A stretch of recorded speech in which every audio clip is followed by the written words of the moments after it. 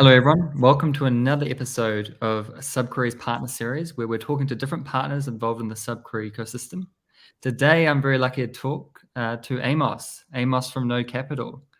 Thanks for joining me, Amos. Hey, thanks, James. Finally, we got a time to talk. Yeah, finally, we've been trying to find some time for a while, but I'm really happy we finally did. So let's start. Quick introduction. Can you introduce yourself and obviously Node Capital? Yeah, of course. So,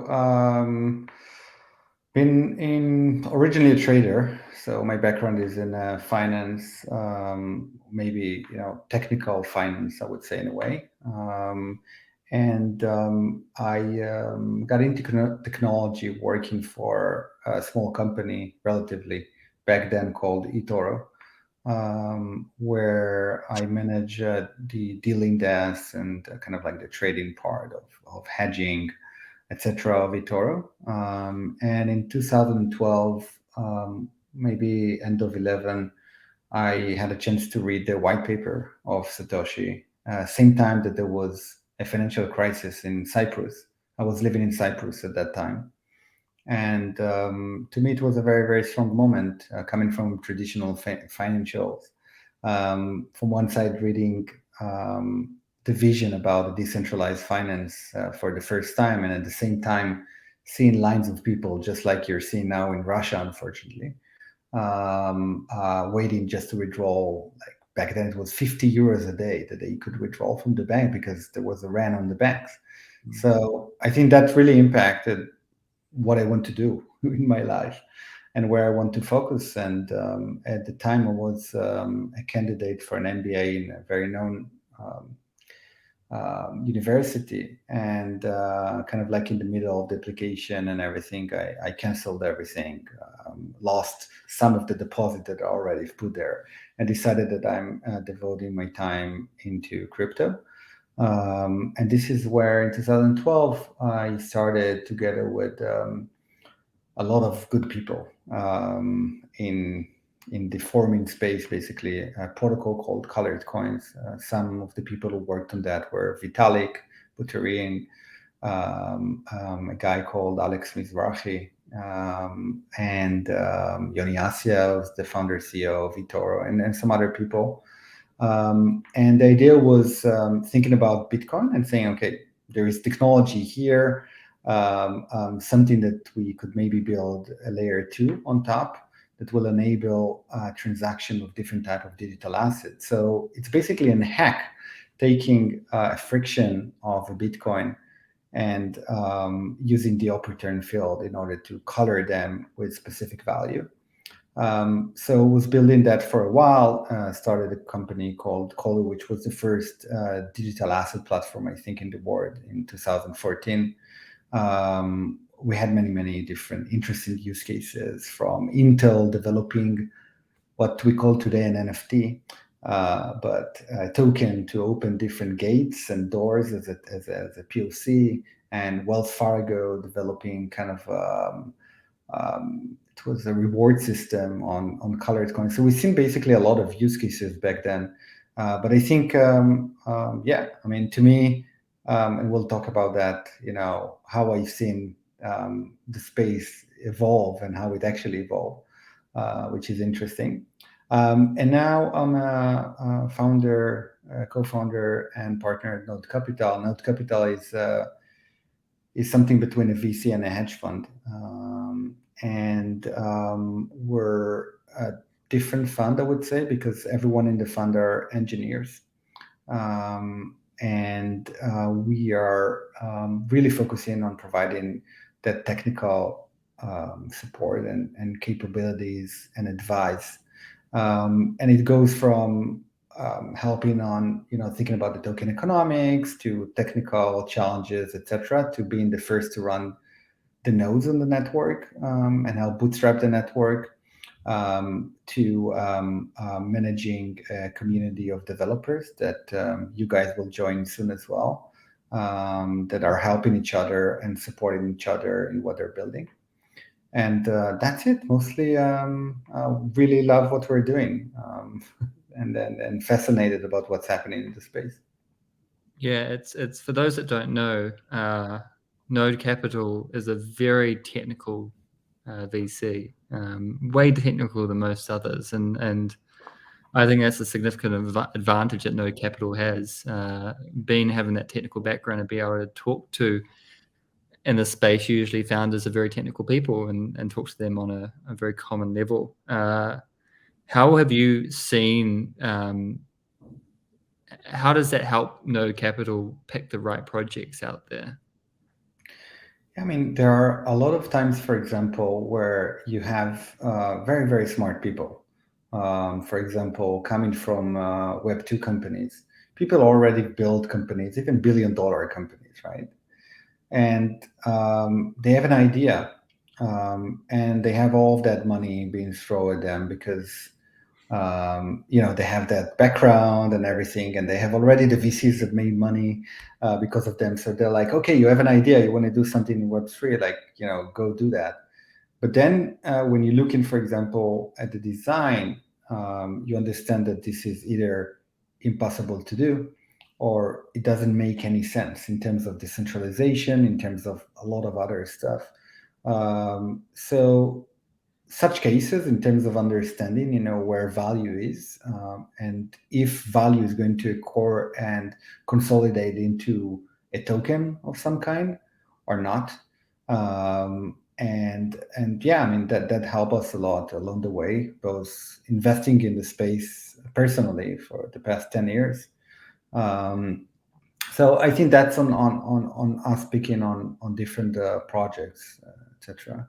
But then to the project, it helps because once we're in and we're deciding to partner, we're giving everything to the founders and connecting directly with the technical team. So we work directly, usually with the technical team, trying to disturb as less as possible the founders and the people who are running basically the business or the network, and work directly with the developers and support them with everything that they need.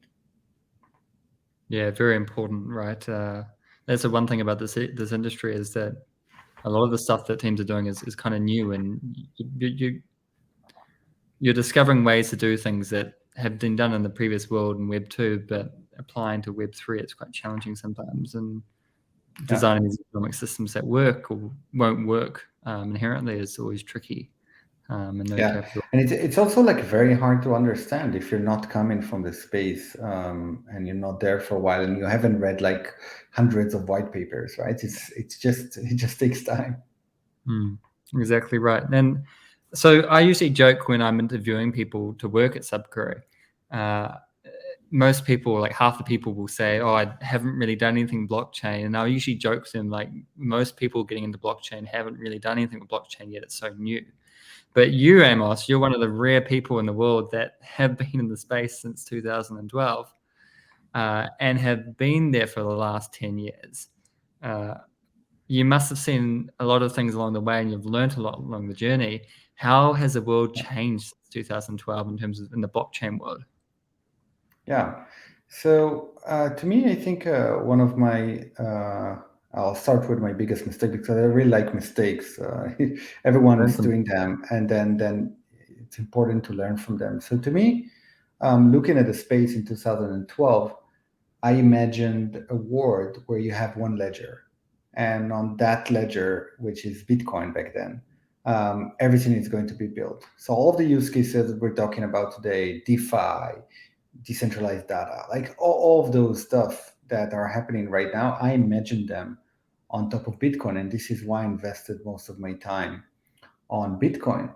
I remember back then, Vitalik came and said, like, I can't work with Bitcoin. This is why he left basically the project back then. He said, listen, like, I'm not going to wait basically for the Bitcoin core dev to make changes for me to be able to fulfill my vision, and I really appreciate that today. But to me, I felt that Bitcoin will change and it will evolve, and I think the Bitcoin came into being something different. People are still trying, to build on top of that and build, and I really appreciate that as well. But I think it's just what it is, and it will move slower, and because it's moving slower, it's more decentralized because of the governance system and everything, right? And you just need to let it be, in my opinion. So that's basically, kind of like one of the biggest mistake that I've seen, and kind of I think in 2015 I really changed that perspective, and I started looking into a multi-chain world, and within a multi-chain world, how blockchain are going to evolve, because I started to see a lot of different um, sandboxes, basically, right? This is what it is. Ethereum is basically a very big sandbox right now for a Like lot of different islands in use the cases. ocean, you know? Sorry? Like islands in the ocean, connected by boats, so potentially. Exactly. So if you want to build a specific use case, like where are you going? What is the best blockchain for what use case, right? And I started thinking about that idea that it will take time. It will take years, I think. But as we move forward, each blockchain will change from being a generic sandbox into focusing on a specific use case, which is the best place to build that specific use case. It makes total sense. And this is, by the way, how we kind of like started to dig into Polkadot ecosystem, and the way it's being built. It's kind of like with the same thesis of, let's have a layer 0 in a way, and then different layer 1s, which each one of them is focusing on a specific capabilities, specific use cases. And I think that's definitely in line with what I'm looking at in the future. Yeah, each of these layer ones on Polkadot, Moonbeam, Makala, Astar, Parallel Finance, they're all layer ones in their own right. And as a result, Polkadot, we've basically, in a very quick order, almost like doubled the number of major layer ones out there because of the ability to easily launch and bootstrap a new layer one on the Polkadot relay chain. Yeah. But the advantage of these new layer ones is obviously they talk to each other. They all communicate in the same or similar way. Which unlock a lot of opportunities to bridge those sandboxes. I agree. I think that definitely have like very, very strong advantage, because not being relied on the different cross-chain protocols that are coming out. Like so definitely a big advantage. Yeah, so you've changed your mindset from 2012 of being this kind of single chain is going to be a zero-sum game and win it all and be the place where everyone is. It's kind of a marketplace effect, to being more around multi-chain and believing firmly that there needs to be bespoke chains for different reasons, for different use cases, but they all need to talk to each other, which is what brought you to Polkadot, I guess. That's what brought me to Polkadot. That's also what brought me into different cross-chain blockchains or protocol like XLR, right, or some others in the space.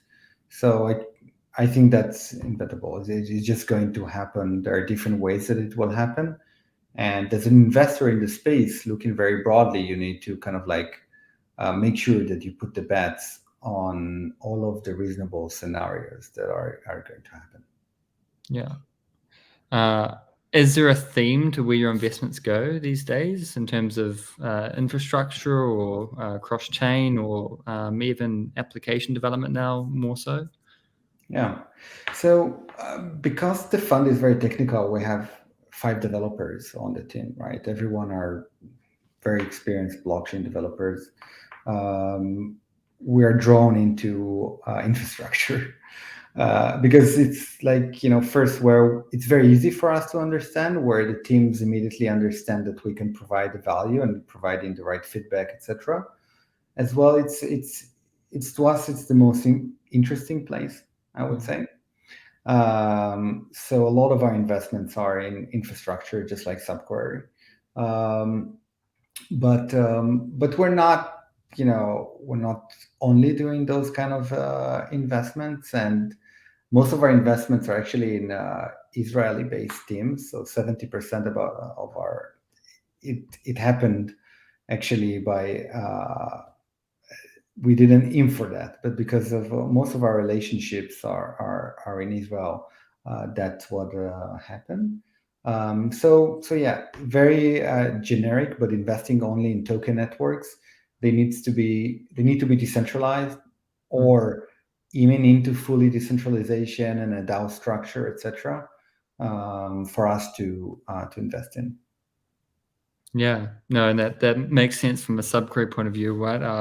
Our aim is to completely decentralize our existing centralized service, which has customers and traction already, significant customers and traction, and also slowly move towards a DAO. Why do you think operating a decentralized autonomous organization is important for the success of a token project?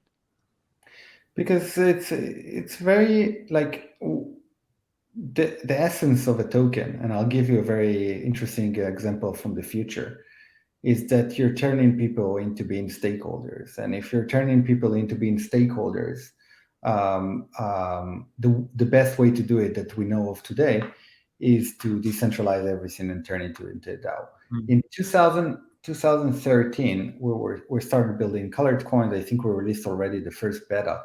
And there was another project, which I'm sure people were there remember, called Counterparty. It was an amazing project, and it's kind of like created kind of the same capabilities as colored coins back then, but they issue their own token. And I was always wondering, to me, I looked at colored coins and I saw the engagement on our protocol and I saw their engagement on their protocol. We gave the same value on the protocol layer, but their community was so strong, so engaged, so many developers starting to build on top of that. And I think that mechanism of turning people into stakeholder, it also took me some time to understand, like, because people say, okay, why do you need a token for that, right? Like, why? It's not always about it's about making a win-win situation for everyone.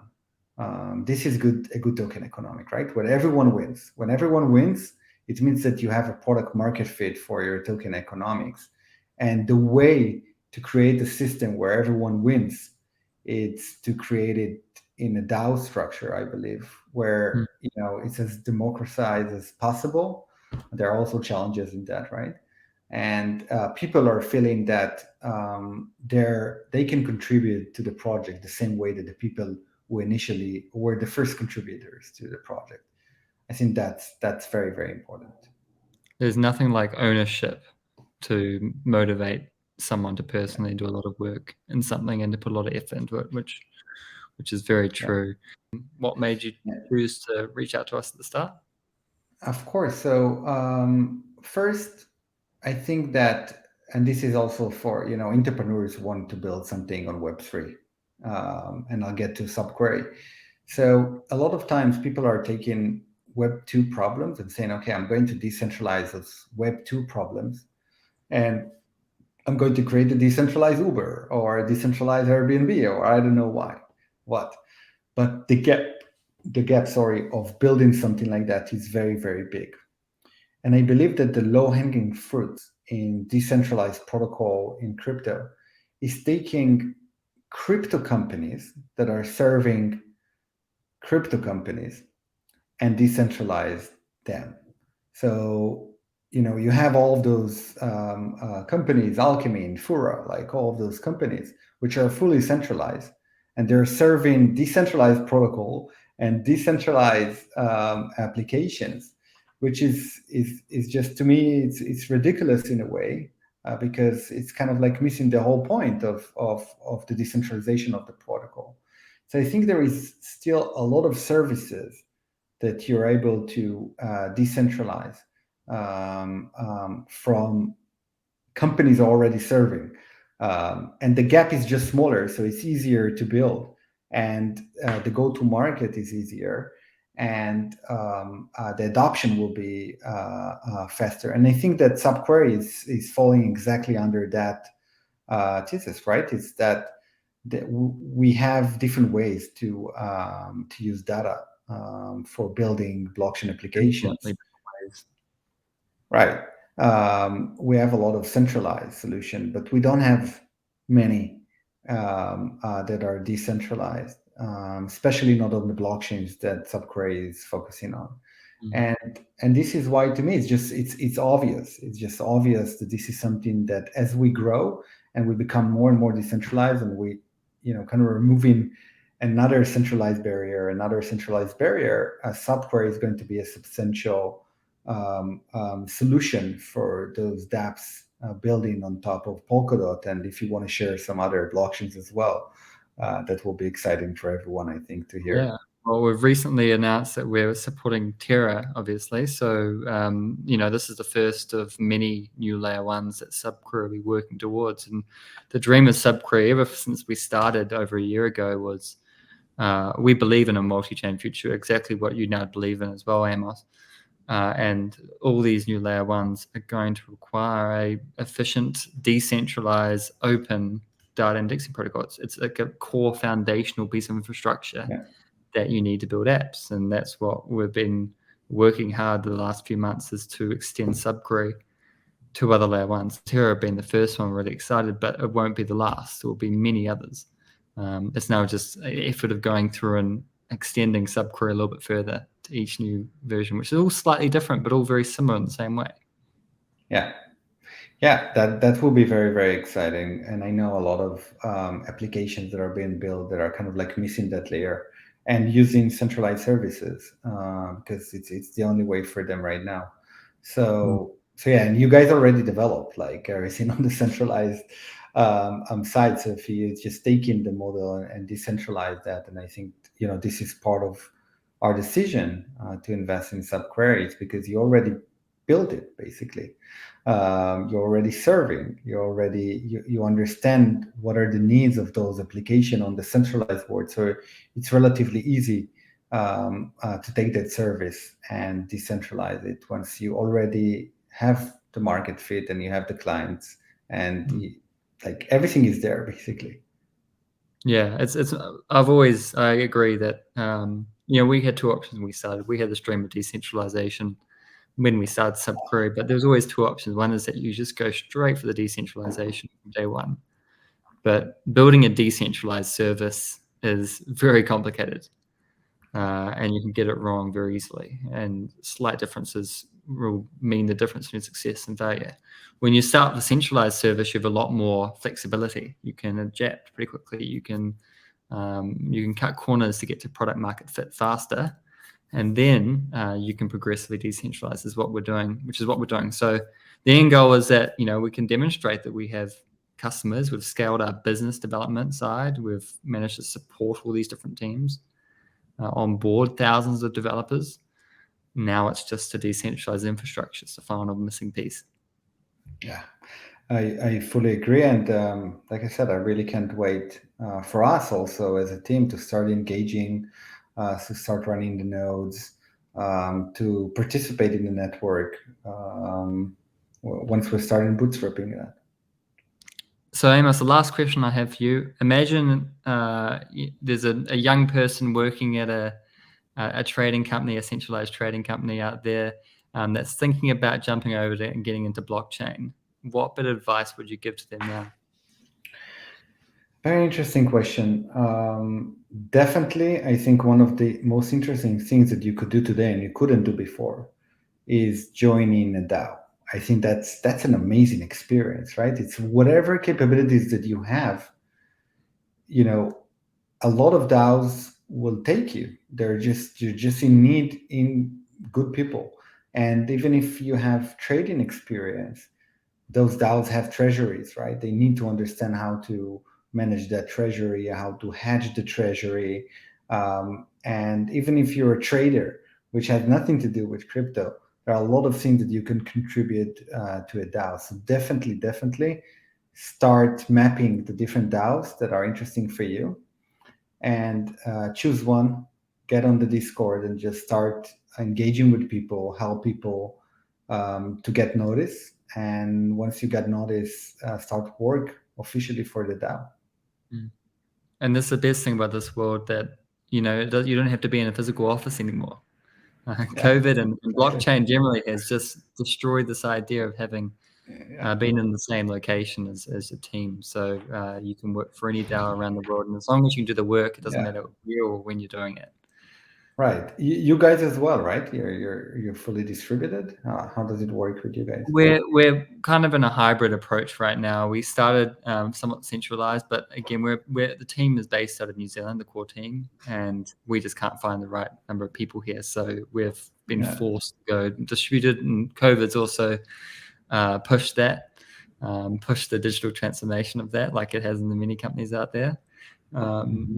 There's one thing that you mentioned that I really think is important, is that blockchain is no longer the exclusive domain of developers. You've got no development skill, you got marketing skill, you got business development skill, you got trading skill, you got, you're an excellent writer, for example. There's community. Listen, one of the biggest things, one of the biggest roles, most important roles, like to me, you have developers, you need always someone who's very lead technology. But I think the second most important role within a DAO or a decentralized or organization is the people who are managing the community. And who are those people, right? It's people who are very good in marketing, or very good in communicating content, who are very good in who like social, right? Like social experience, love helping people. And it's a lot of people that in kind of like the non-blockchain world would go work maybe in, I don't know, customer service, or just a very junior marketing position, but they can really flourish and make an unbelievable impact, just like the developer, in such communities. And I think a lot of people are missing that opportunity. I think that they can just transform into being a super community managers in those DAOs. Exactly right.